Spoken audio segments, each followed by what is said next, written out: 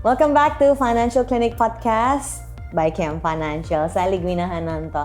Hari ini khusus banget kita bikin collab bareng sama iPod. Dan saya tentu saja nggak sendirian, bareng sama my buddy Banyu Adiputra, Head of Market Development Indo Premier Sekuritas. Hai Bang. Halo Mbak. We go way back ya. Aku sama Banyu tuh udah sering banget ngobrolin edukasi finansial, pernah bikin podcast bareng, Yes.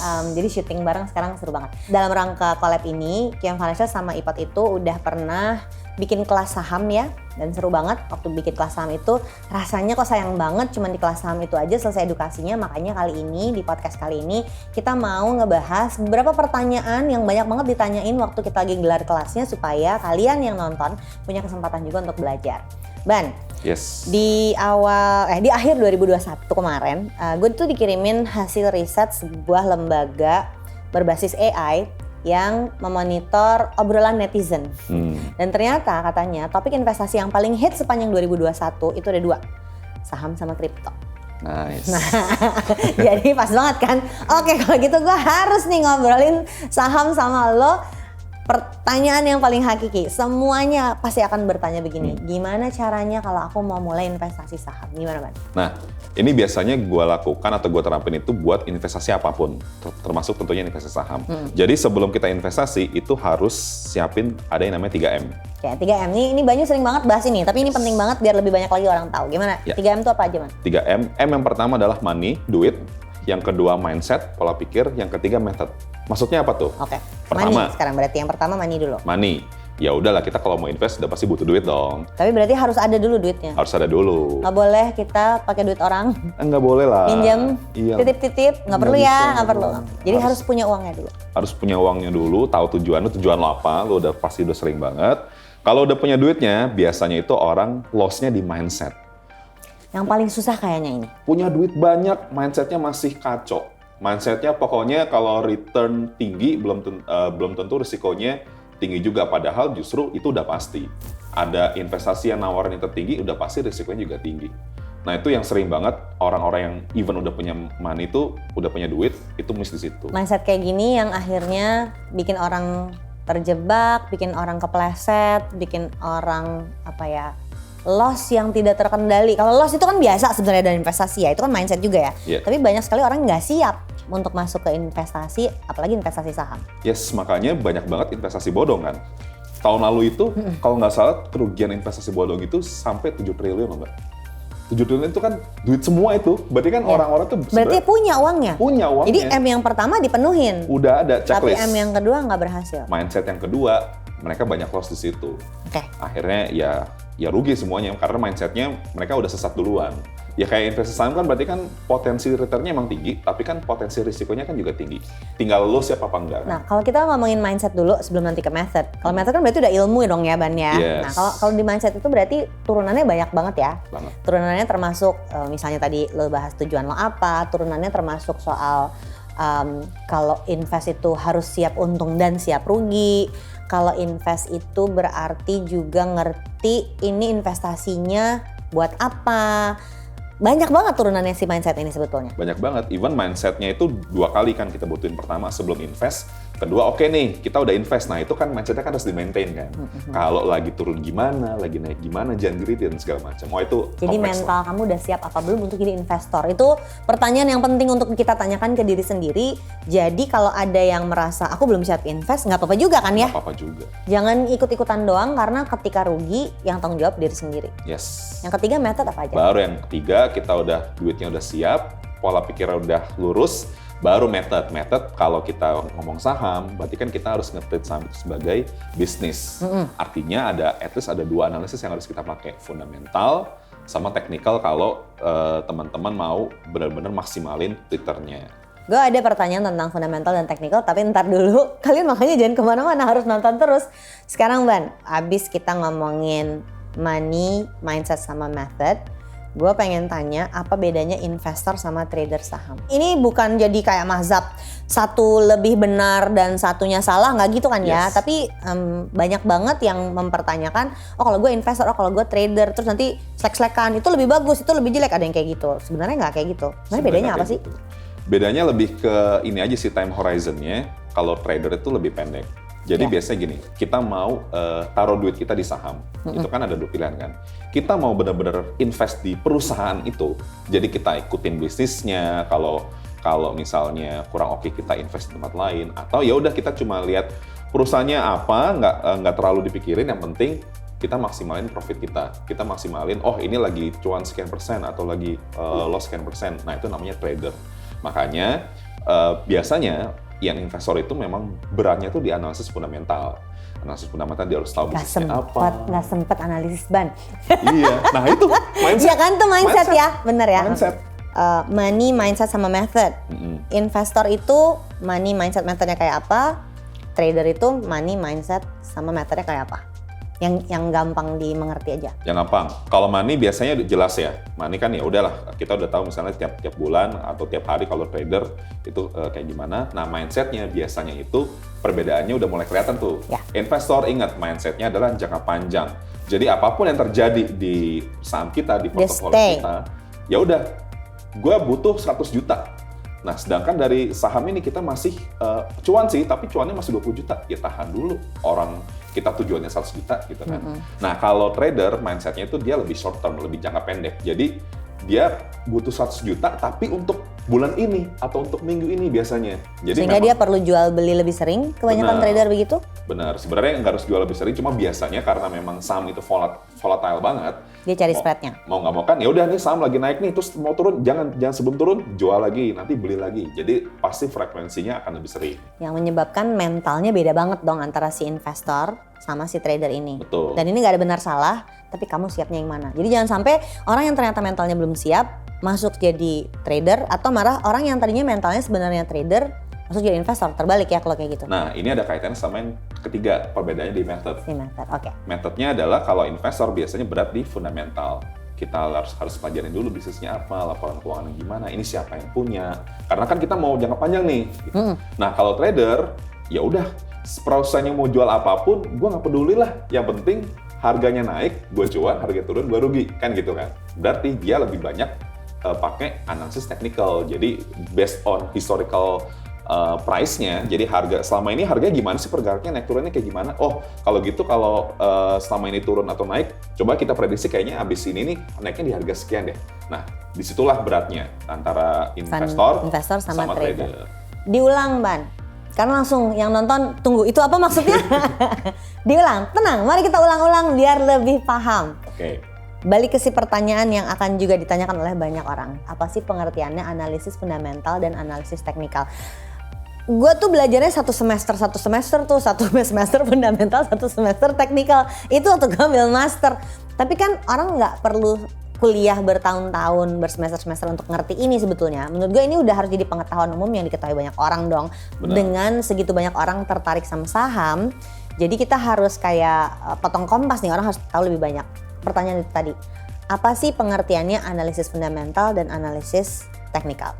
Oke, ini pengertian simpelnya kayak tadi ya. Jadi fundamental yang kita lihat ini kan saham itu kan bagian dari perusahaannya. Nah, perusahaan ini dia jualan apa? Terus kalau dia udah jualan, bagus nggak penjualannya? Biaya yang dikeluarkan banyak nggak? Profitnya gede nggak? Ini siapa sih yang punya? Dia dapat modalnya dari mana sih? Segala macam itu adanya di analisis fundamental. Jadi benar-benar rely on perusahaannya itu apa, isinya tuh apa, mereka tuh ngapain. Dan apa yang dianalisis? Ada rasio-rasio kah?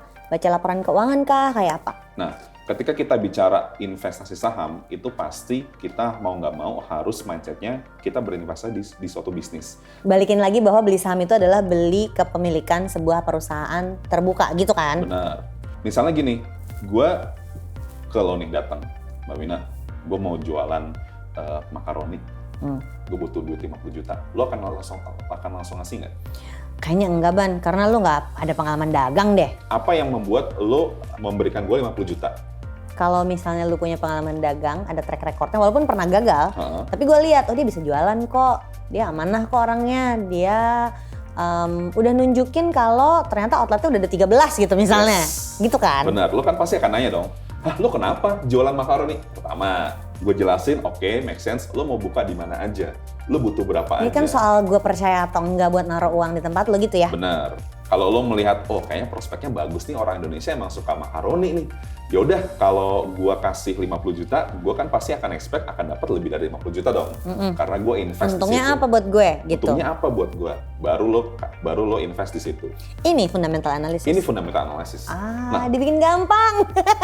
Oke, ini yang disebut fundamental Yes. analysis. Ketika lo udah ngasih 50 juta, gua kan dagang dong. Gua buka di mana, terus dapat berapa, misalnya dalam 1 bulan gue berhasil jual berapa porsi nih, gue berhasil dapat berapa profit nih, lo kan pasti lihat dong, profitnya kok malah rugi sih, kok malah lebih banyak biayanya dibanding pendapatannya, biayanya emang buat apa aja.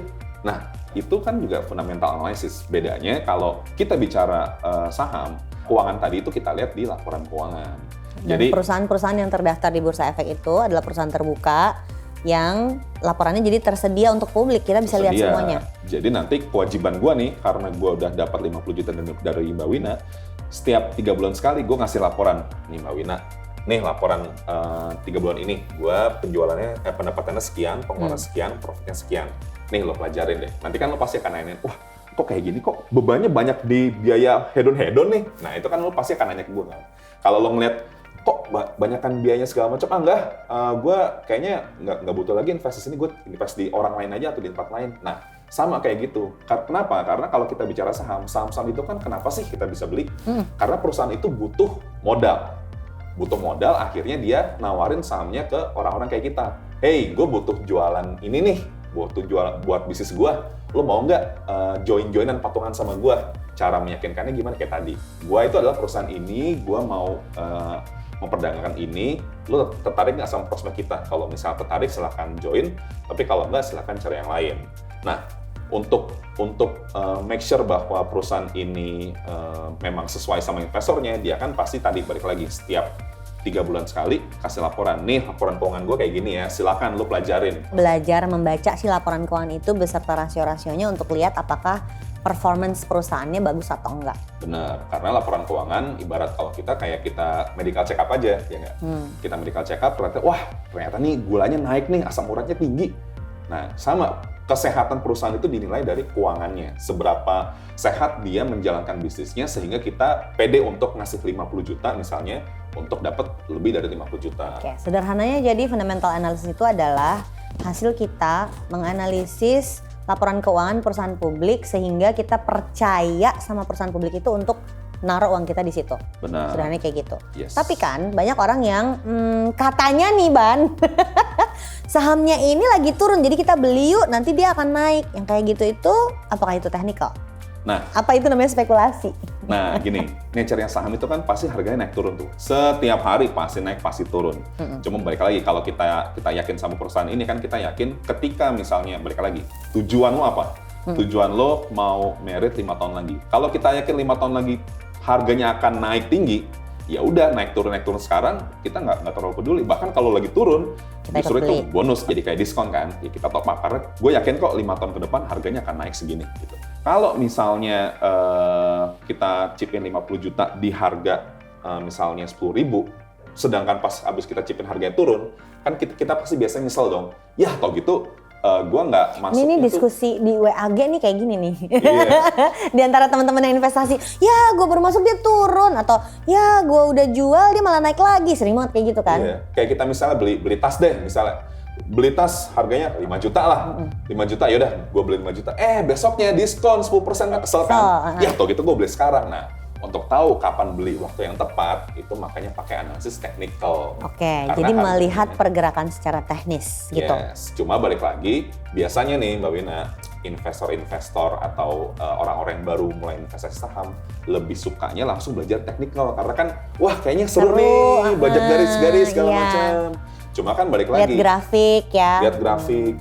Kalau kita lihat datanya, orang-orang yang bisa jadi kaya dalam tanda kutip di masa yang akan datang, itu hampir semuanya itu bukan based on karena suka trading setiap hari, enggak, tapi karena mereka invest. Artinya apa? Artinya yang paling penting adalah bukan kapan kita belinya, tapi barang apa yang kita beli, perusahaan apa yang kita beli. Nah, itu yang harus dipelajari baik-baik.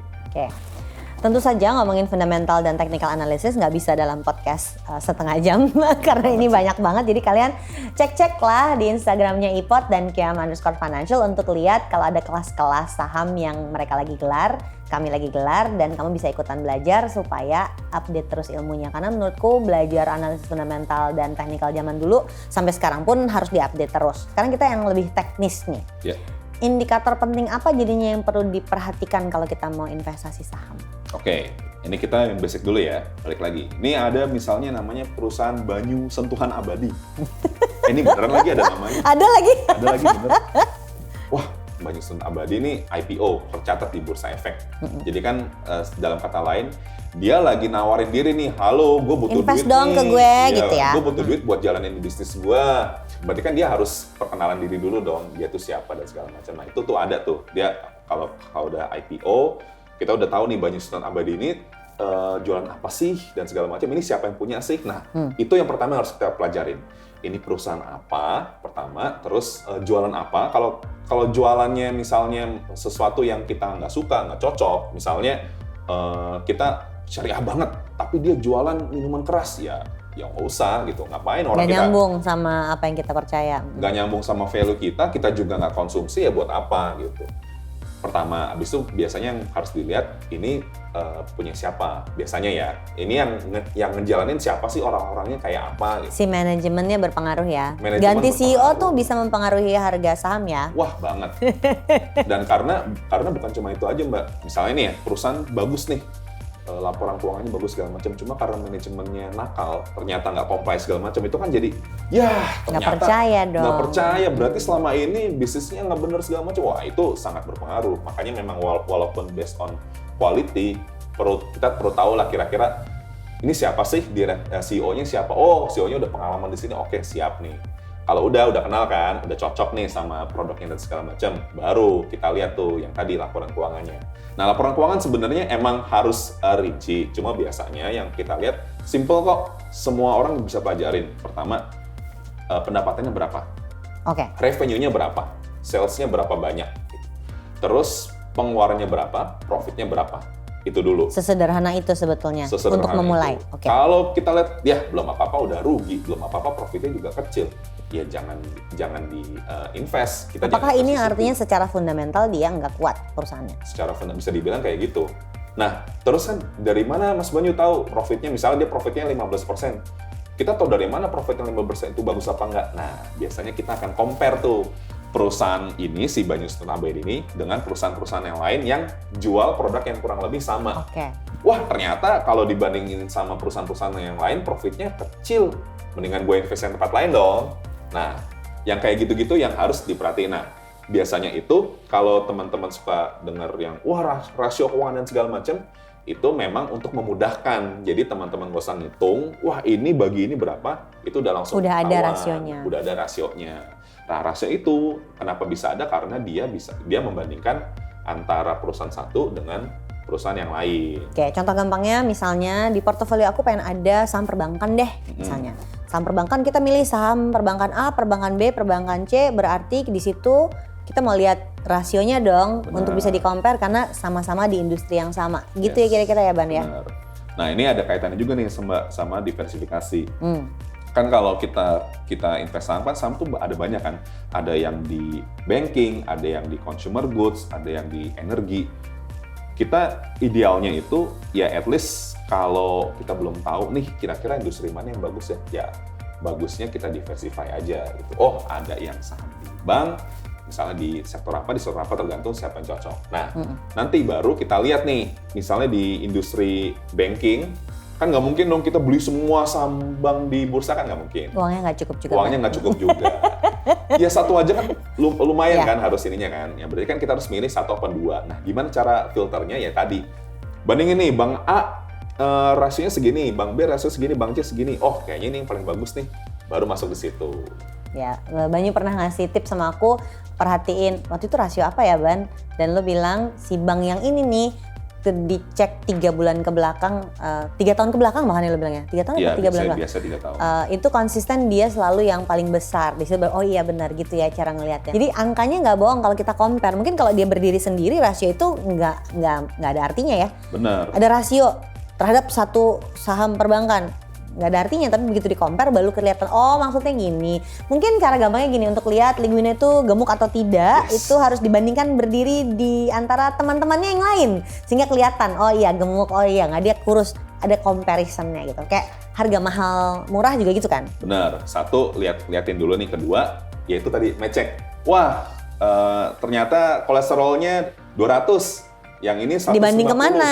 Dibanding kemana kan berarti kan harus ada pembandingnya dong. Ya. Wah ternyata ini kan ideal ini 200 lah maksimal, ini ada yang 300, ini ada yang 150, ya lihat yang 150 karena lebih sehat. Kurang lebih kayak gitu. Oke, sekarang makin mengerucut, ada pertanyaannya tuh sampai kayak gini. Siapa aja pihak yang terlibat dalam transaksi saham? Oke. Nggak kebayang nih, bener-bener blank. Kayak apa sih? Kita kan masuk ke dalam aplikasi ya kalau di iPad ya.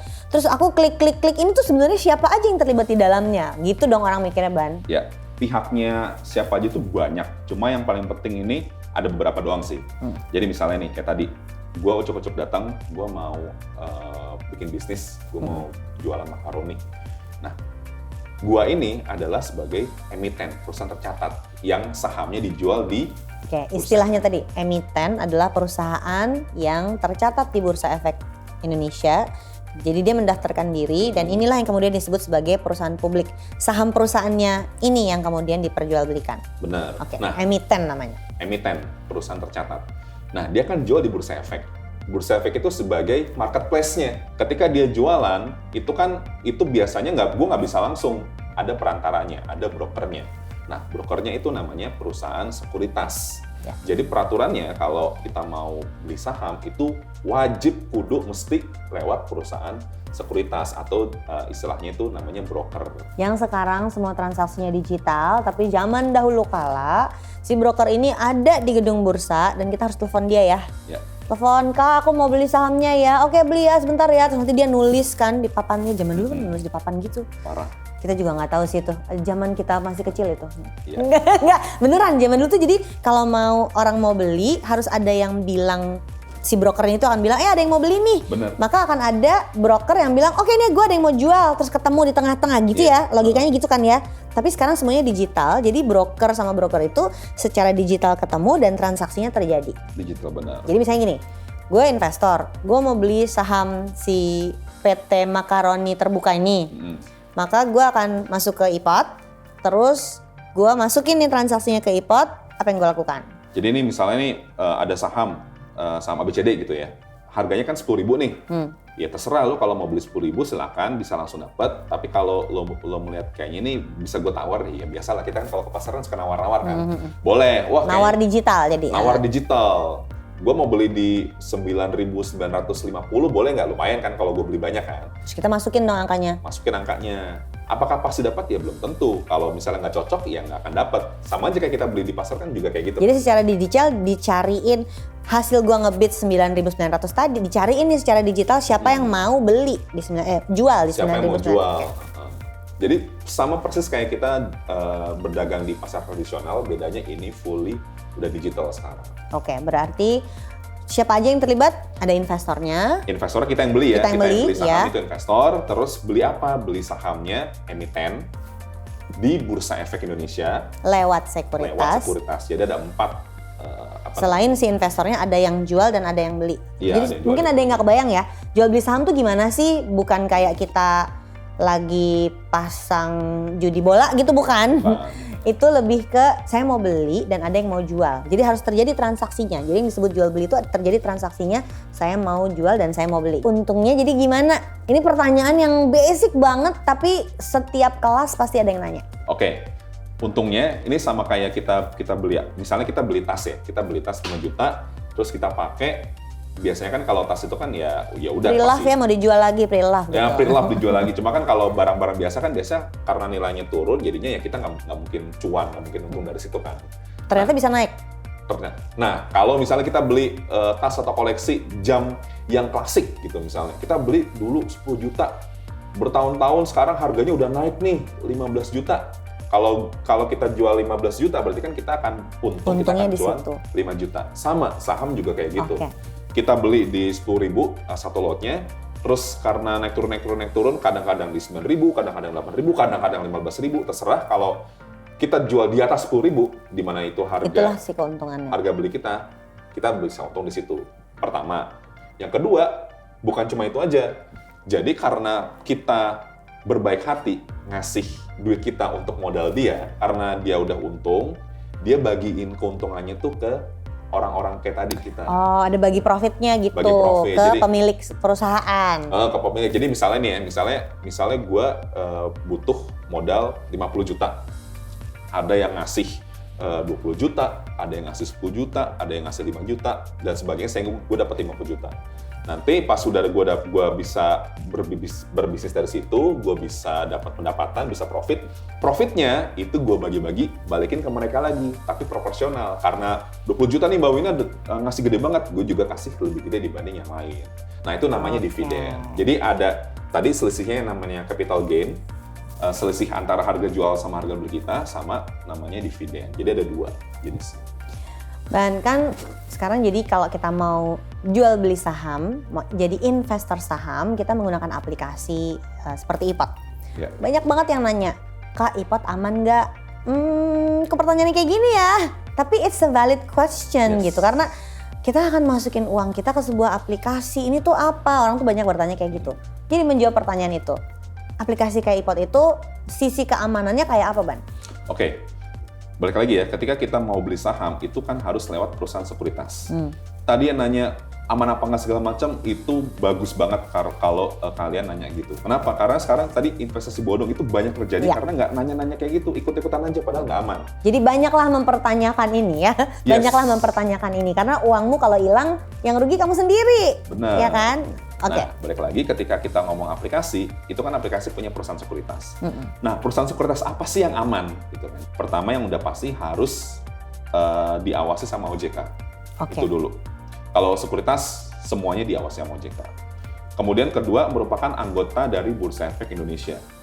Belum tentu semua sekuritas merupakan anggota, tapi mayoritas anggota Bursa Efek Indonesia. Aku soalnya pernah ada saudara yang nunjukin dia punya kayak kontrak gitu, ada notarisnya, akte gitu. Menurut dia nggak tahu ya beneran akte notaris apa enggak. Terus katanya itu investasi untuk saham. Padahal menurut aku kenapa pakai surat-surat kayak begini gitu? Karena ini katanya dari sekuritas. Nah yang kayak gitu kita question mark dong, karena bukan begini cara kerja sekuritas yang kita kenal untuk investasi saham kan? Yes, gampang kok cara ngeceknya. Misalnya kan kalau kita kan iPod itu punya Indo Premier Sekuritas. Tinggal googling aja Indo Premier Sekuritas di OJK. Terdaftar nggak? Kalau misalnya udah terdaftar diawasi OJK, aman, udah pasti. Apapun, mau saham, mau reksadana, mau investasi apapun, kalau nggak terdaftar di otoritas atau regulatornya, ya itu hindarin deh. Kalau udah legal di OJK, nah kita lihat nih, ini perusahaan udah berdiri berapa lama nih? Apakah baru tahun lalu, 2 tahun lalu, atau udah belasan tahun atau bahkan puluhan tahun gitu. Nah, kebetulan kalau kami Indo Premier itu udah tahun ini 20 tahun dan alhamdulillah reputasinya juga udah terpercaya lah gitu. Jadi udah menang banyak award juga. Jadi harusnya kalau aman apa enggak, terpercaya apa enggak, insya Allah aman dan terpercaya. Nah, balik lagi ketika ada sekuritas yang punya aplikasi online trading. Gitu. Di mana sih simpan uang kita di dalam aplikasi itu? Orang kan pasti deg-degan gitu kan, Ban ya? Nah, ketika kita investasi saham, duit kita itu bukan masuk ke sekuritas sebenarnya. Ya. Tapi kita dibikinin satu rekening investasi namanya rekening dana nasabah atau rekening dana investasi. Si RDN itu. RDN. Jadi Atas nama kita sendiri. atas nama kita sendiri. Jadi jangan nyimpen uang kita di nama orang lain juga, harus tahu itu loh. Benar. Jadi tenang aja, kalau misalnya amit-amit nih sekuritasnya nakal segala macam, duit kita aman. Karena atas nama kita sendiri. Atas nama kita sendiri. Kalau dulu emang beberapa Ya, tahun zaman dulu nggak gitu. Sekarang udah lebih gitu. aman. Sekarang karena kita punya RDN, ada lagi kita punya namanya istilahnya itu KTP buat investor, namanya SID. Yes. Jadi mau misalnya nih ya, misalnya contoh Mbak Wina punya saham di sekuritas lain gitu. Mau pindah ke Indo Premier, yang nggak harus dijual dulu abis itu beli lagi di Indo Premier. Oh, oke. Karena sahamnya Mbak Wina, uangnya Mbak Wina itu bukan di sekuritas.